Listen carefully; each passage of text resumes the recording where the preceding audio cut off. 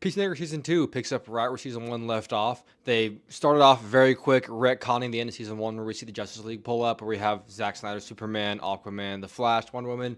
They all get retconned out, and in the intro to Season 2 where they're doing the season recap thing from the previous season that you missed, or it's been 3 years, so you need a reminder. Instead of, finding some way to shoehorn them in, they just showed the recap, except they switched out the scene with the Justice League, with the Justice Gang. It's Green Lantern, Mr. Terrific, Superman, Supergirl, and Hawkgirl. It was a really convenient way of smoothing over those differences, retconning it, just moving forward, and keeping the show moving, not getting bogged down the same way Superman didn't get bogged down in explaining everything, every character. They just kind of let the world roll and unfurl and exist for the audience. Season 2 is a lot more of the same of Season 1. If you like Season 1, if you like James Gunn in general, if you like the kind of stories he tells, you like Guardians of the Galaxy, the Suicide Squad, a group of down on their luck losers, so to say, coming together, rising up, and both, becoming better in the world, doing good works, and growing together, becoming a family. That's what you're going to get here. It's much more of the same, except they kind of reset our characters back to Season 1 a little bit. Everyone is somewhat split up now. Hardcore and Peacemaker are not together. The world has not recognized Peacemaker in Season 1 for saving the world. They've largely moved on from him. He's much of an afterthought. He's just kind of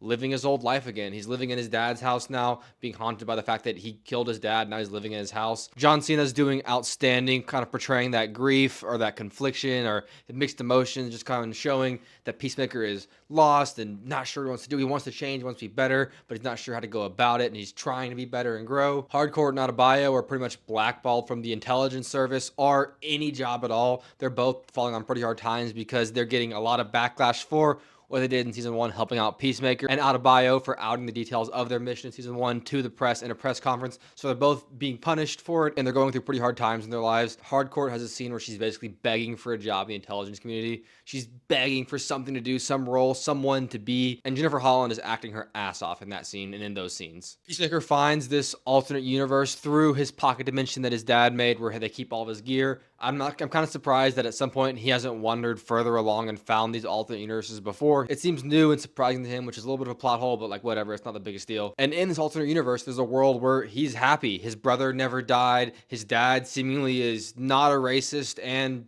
loves him and his brother, and the contrast between those two lives sets up our dilemma for the season, where Peacemaker is trying to choose between his real life, the life that he has lived, his real friends, and this alternate life, this parallel life where he could maybe steal the shoes of a version of him who has a much better situation. Don't watch the season preview at the end of the episode. It pretty much spoils a lot of the rest of the season. I feel like they showed way too much in that preview, but aside from that, not a lot of complaints. Oh my god, the orgy. How did I not mention the orgy? There's an insane orgy scene in here that, while I got what they were going for, they were trying to show that Peacemaker John Cena is just throwing himself into debauchery in an attempt to run away from his feelings, run away from the emptiness he feels, run away from the guilt he feels from killing his father, and just run away to a new life. And in that orgy, that's where he runs away to a new life. So while I thought the orgy was kind of excessive, it worked story-wise. It was an actual storytelling device and not just an orgy for an orgy's sake. It wasn't Herogasm where they were just like, look at this crazy stuff. It was for a reason. It made sense in the story and moved us on to the next thing. All in all, episode 1 was a great start to season 2, and I cannot wait to see what comes next. And as always, please don't forget, like, subscribe, comment, tell me what you thought below.